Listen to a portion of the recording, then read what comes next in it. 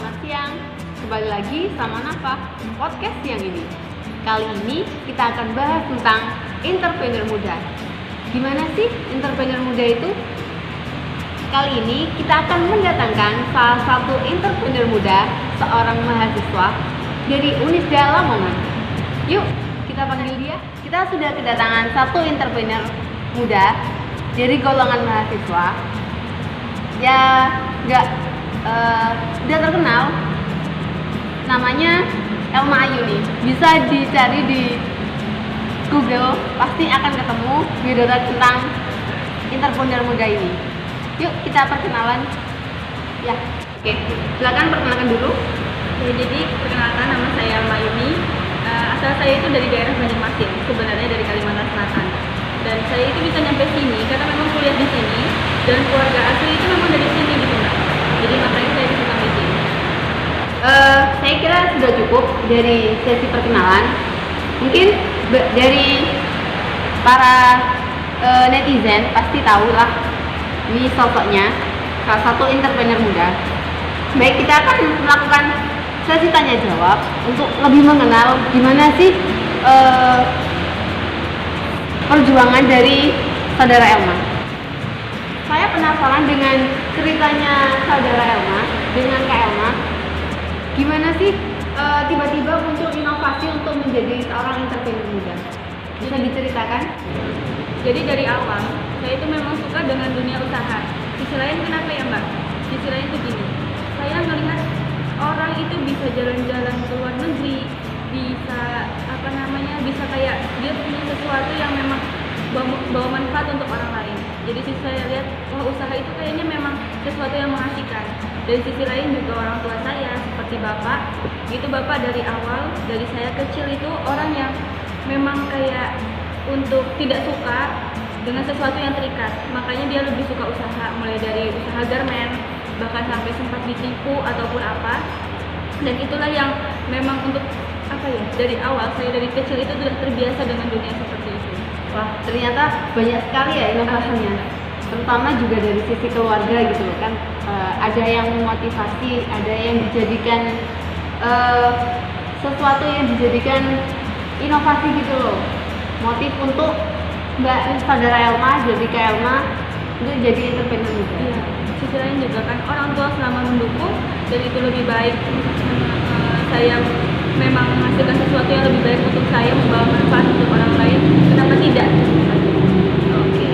Yang perlu saya tanyakan saya penasaran tentang kisah perjalanan dari Kak Elma. Gimana sih kisah perjalanan dari Kak Elma sendiri selama menjadi entrepreneur muda gitu? Memang selama ini untuk perjalanan itu tuh susah ya. Susahnya dari sisi lain mungkin butuh namanya modal, mungkin butuh beberapa dukungan atau motivasi lain dari orang luar, atau misalnya seperti kayak misalnya saya sendiri pun ada tipe orang yang malas, gitu Kak, malas banget.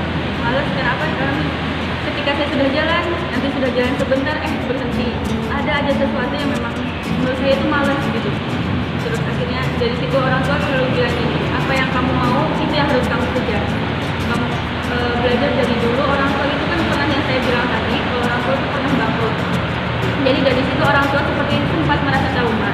Akhirnya bilang ke saya untuk, udah Elma, gak usah yang namanya untuk usaha, gak usah yang namanya untuk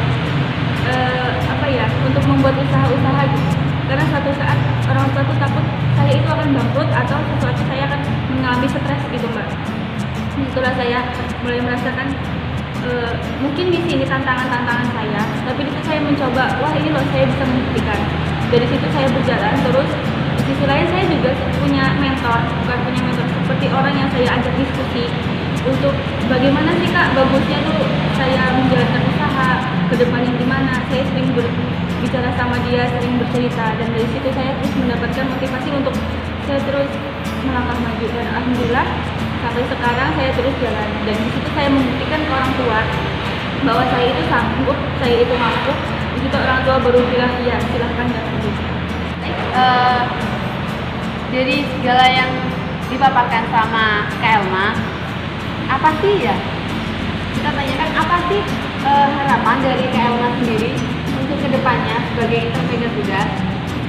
Saya sendiri sebagai entrepreneur lagi berkembang ya Mbak tentunya. Iya. Saya berharap suatu saat untuk impian keduniawian maksudnya yang saya wujudkan di dunia ini mumpung masih hidup dan saya masih berusia muda. Saya punya harapan untuk bisa membangun toko atau butik yang jauh lebih besar. Jadi saya ingin apa? Ingin beberapa mengajak dunia luar bahwa dunia fashion muslim atau dunia fashion itu tuh menarik gitu.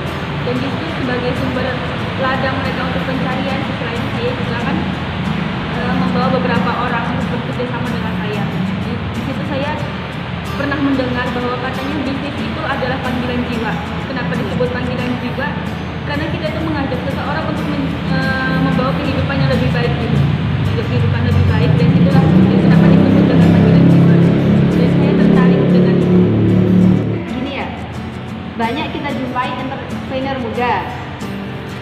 Nggak semua orang tuh bisa mulus jalannya.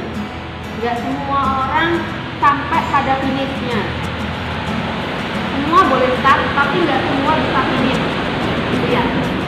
Terus kira-kira gimana sih tipsnya dari seorang entrepreneur muda, tips agar kita itu bisa dari start hingga finish gitu. Tipsnya kayak seperti tips supaya kunci, orang itu kayak motivasi apa ya? gitu ya kayak. Untuk entrepreneur yang lain juga gitu. Gimana? Kalau menurut saya ya, yang pertama itu sebenarnya seperti kita itu harus membulatkan tekad dulu. Niat kita tuh benar-benar harus dikumpulkan, karena sisi lain kan bisnis itu bukan sekedar tren atau ikut-ikutan atau segala macam. Jadi di situ kita bulatkan niat terlebih dahulu. Apa sih goals yang mau kita ambil, tujuan kita apa? Jangan sampai ketika kita sudah jalan, kita tuh mengalami stuck yang dimana kita tuh terhenti di situ loh Kak.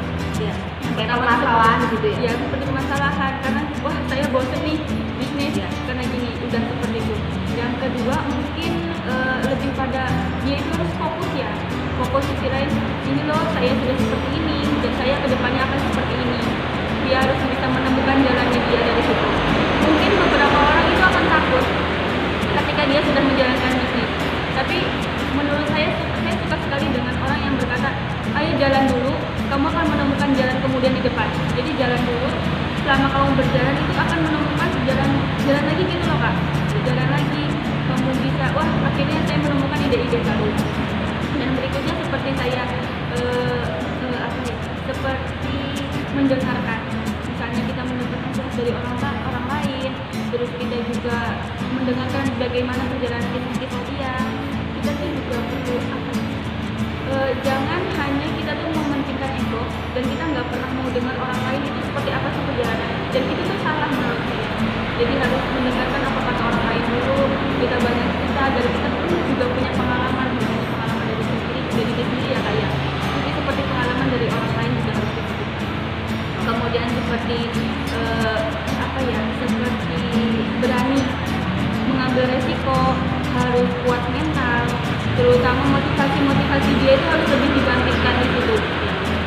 Mungkin hanya itu sih yang sementara yang saya bisa, karena saya mungkin baru memulai dan itu baru seperti ini gitu. Baik, terima kasih. Terima kasih. Begitulah podcast hari ini tentang entrepreneur muda. Jadi untuk kalian jangan pernah takut untuk menjadi entrepreneur muda. Terima kasih.